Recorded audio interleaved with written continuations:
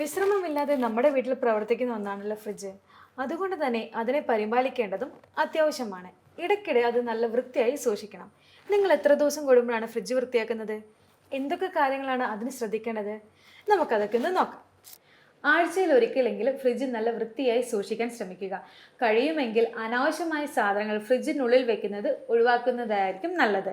പിന്നെ ഫ്രിഡ്ജ് ക്ലീനാക്കി കഴിഞ്ഞ് കഴിയുമ്പോൾ അതിൻ്റെ ഓരോ തട്ടെടുത്തിട്ട് നല്ല പോലെ കഴുകണം. അത് മൈക്രോഫൈബർ തുണി ഉപയോഗിച്ച് വൃത്തിയാക്കുകയും വേണം.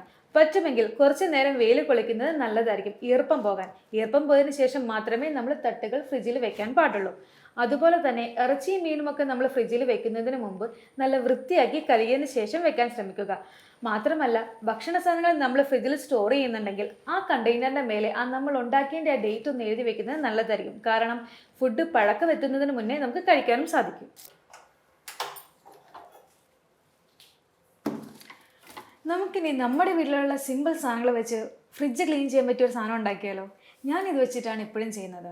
അപ്പം ഞാനിത് ഉണ്ടാക്കുന്നതിന് മുന്നേ ഒരു കാര്യം പറയട്ടെ. ഫ്രിഡ്ജ് ക്ലീൻ ചെയ്യുമ്പോൾ നിങ്ങളെല്ലാവരും ഫ്രിഡ്ജിൻ്റെ സ്വിച്ച് ഓഫ് ആക്കിയതിന് ശേഷം മാത്രമേ ക്ലീൻ ചെയ്യാൻ ഫ്രിഡ്ജ് തുറക്കാവുള്ളൂ. അപ്പം നമുക്കിതെങ്ങനെയാണ് ഉണ്ടാക്കേണ്ടതെന്ന് നോക്കാം. ഞാനിവിടെ ആദ്യം എടുത്തിരിക്കുന്നത് വിനാഗിരിയാണ്. ഒരു 1/2 ടീസ്പൂൺ അല്ലെന്നുണ്ടെങ്കിൽ ഒരടപ്പ് ഞാൻ അത്ര എടുത്തിട്ടുള്ളൂ. അത് നമുക്കൊരു പാത്രത്തിലിട്ട് ഒഴിക്കാം. ശേഷം ഏതെങ്കിലും ഒരു ഡിഷ് വാഷർ, അതും ഇതേപോലെ ഒരു കുറച്ച് ആവശ്യത്തിന്, നമുക്കറിയാലോ നമ്മുടെ ആ ഒരു ആവശ്യത്തിന് മാത്രം നമ്മൾ ഒഴിച്ചു കൊടുത്താൽ മതി. ഇനി വേണ്ടത് ചെറു ചൂടുവെള്ളം.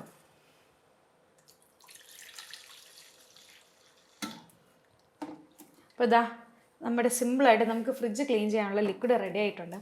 അപ്പോൾ നമുക്കിത് ഇങ്ങനെ ഒന്നെങ്കിൽ നമുക്ക് സ്പോഞ്ച് യൂസ് ചെയ്യാം, അല്ലെന്നുണ്ടെങ്കിൽ കോട്ടൺ തുണി വെച്ചിട്ട് നമുക്ക് ഫ്രിഡ്ജ് നല്ല പോലെ ക്ലീൻ ചെയ്ത് കൊടുക്കാം.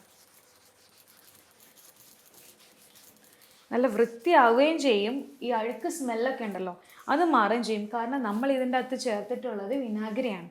അപ്പം നിങ്ങളെല്ലാവരും ഇതൊന്ന് ട്രൈ ചെയ്ത് നോക്കൂ. ഡോറിൻ്റെ ഉള്ളിലും തട്ടും മാത്രമല്ല, നമുക്ക് ഡോറും ഹാൻഡിലും നമുക്ക് നല്ലപോലെ വൃത്തിയാക്കാൻ പറ്റും.